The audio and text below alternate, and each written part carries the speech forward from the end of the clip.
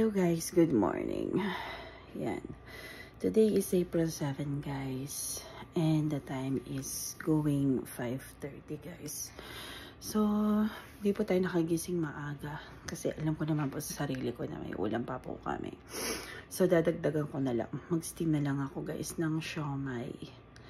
Padagdag sa pagkain namin. Wow. Dito na po ako magsasaing kasi marami pa pong kanin. So, pwede na po yun hanggang sa maghapon. Bala na po yung mga kids. Kung kulang pa po, hindi. Magsaing na lang po sila kasi double job tayo ulit ngayon. Yeah, pasensya na guys sa mata ko, sa itsura ko guys. Ayan, A&W po tayo ngayon. Tapos, tsaka South Valley Residence. Sa mga lola at lolo po tayo guys. So, tinitingnan ko po yung mata ko. Eye bags.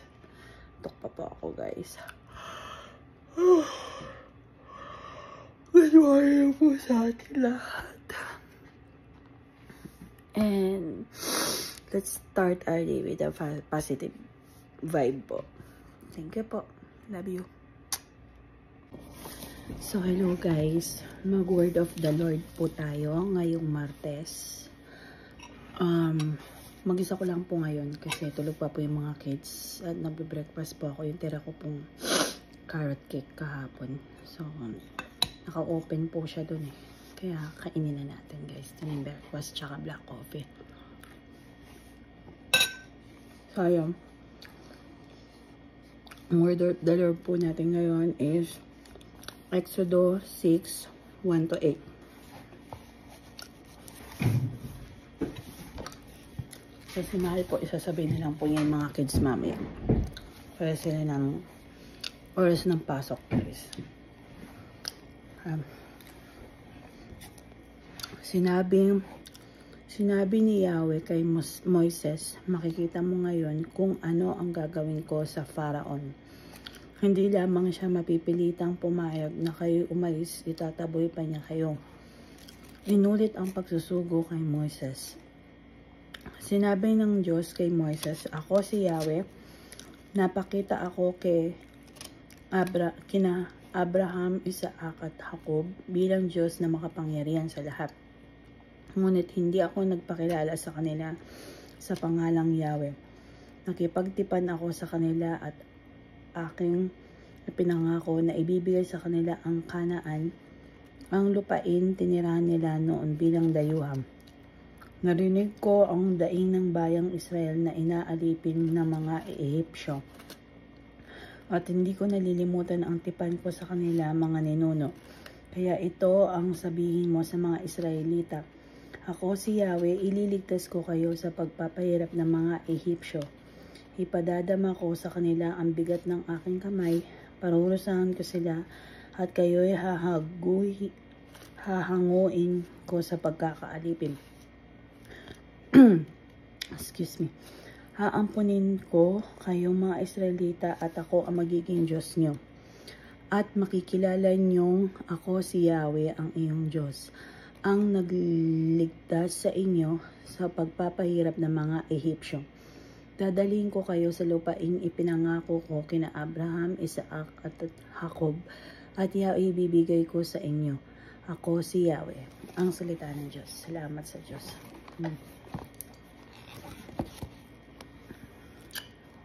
Okay guys. So yun po guys. Guys, hindi ko alam mag-edit. So hindi ko hanggang ngayon guys, nag-wonder ako paano ba gagawing full screen yung vinidyohan ko kapag inedit ko na siya. Hanggang ngayon guys, inisip ko pa rin yun.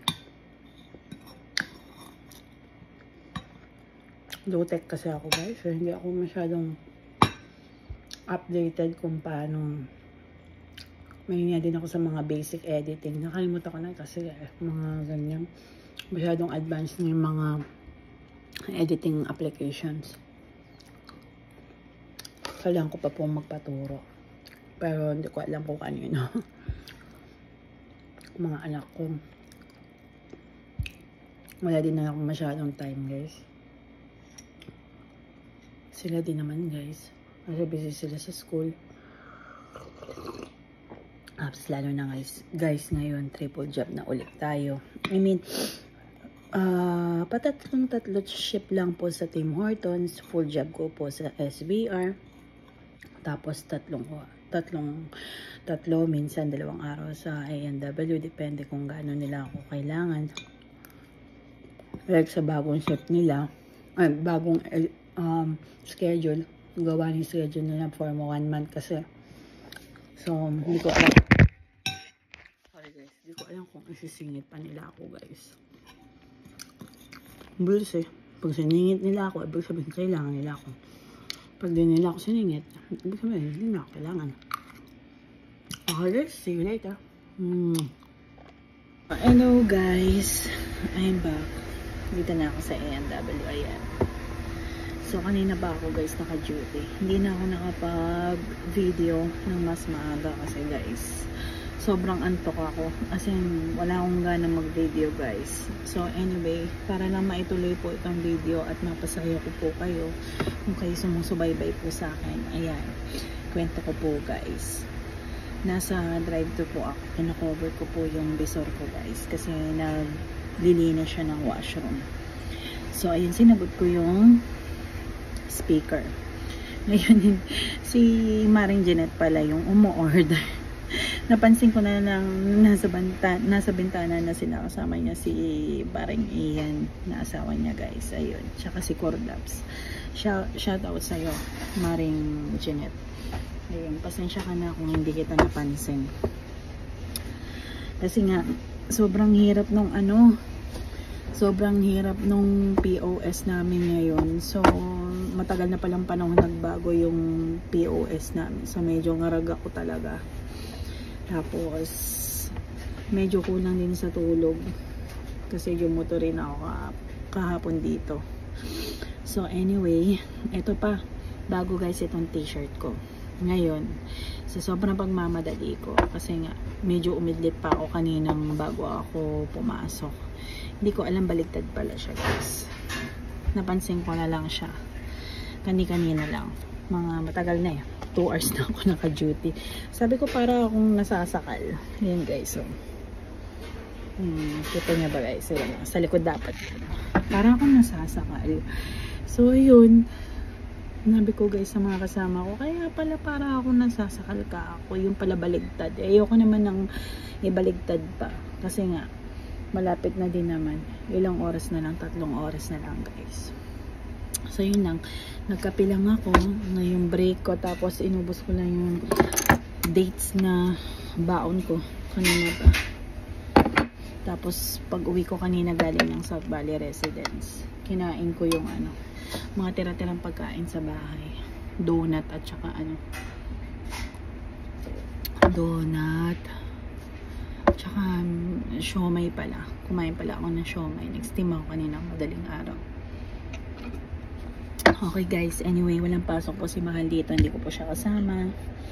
So, 4 kami ngayon. Nasa harap ako. Kahapon kusina po ako. So, medyo maluwag ako. Pero kinakabahan kasi pag magbibisi, hindi ko pa masyadong kabisado.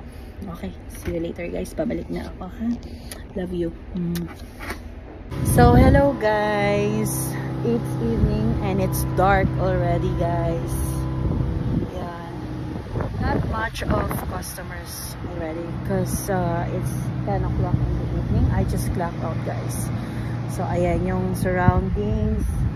So, it's a sign that if the season is changing, the rain is coming like right now. Ayan, umuulan na guys. So, yun lang po napansin ko guys. Every time na mag-rain, nag-change na ang season. Pero hopefully, wag na pong no? Wag na pong, ayan, total dark po yan guys. It's a vacant lot. Ayan. Hindi ko na kayo guys na tour because wala pong chance. Ayan, raining, right? So, ayan guys. See you soon. Hello guys, good morning. Nakatulog na po ako kagabi. So, the time is mag 1 o'clock na po, I guess. So, hindi na po ako say hi po sa inyo after ko po sa NW. Naalimpungatan lang ako guys. Kasi nakatulog na kami talaga ni my love after namin bumaba. Okay guys, I'll just see you later guys. Kasi umihi lang ako. Babangon po tayo mamaya. Mamaya para magluto, okay? Love you. Huwag kang masisindak. Sabihin sa Juda, narito ang Diyos. Dumarating si Yahweh na makapangyarihan, taglay ang gantimpala sa mga hinirang. At tulad ng pastol, yaong kawan niya ay kakailingahin sa sariling bisig. Yaong mga tupay kanyang titipunin. Sa kanyang kandungan ay pagyayaman. At papatnubayan ang tupang may suplin. Sino ang sumukat ng tubig sa dagat sa kanyang palad? Sino ang makakasukat sa lawak ng kalangitan? Sino makapaglalagay ng lahat ng lupa sa isang sisidlan sa bundok at burol? Ay sino kaya ang makatitimbang? Sino makakapagsabi ng dapat gawin ni Yahweh? May mapakapagtuturo ba o makapagpapapayo sa kanya? At sino ang kanyang sinangguni? Para malaman ang dapat gawin sa alinmang bagay, di ba ninyo alam sa harap ni Yahweh ang alinmang bansa ay walang kabuluhan?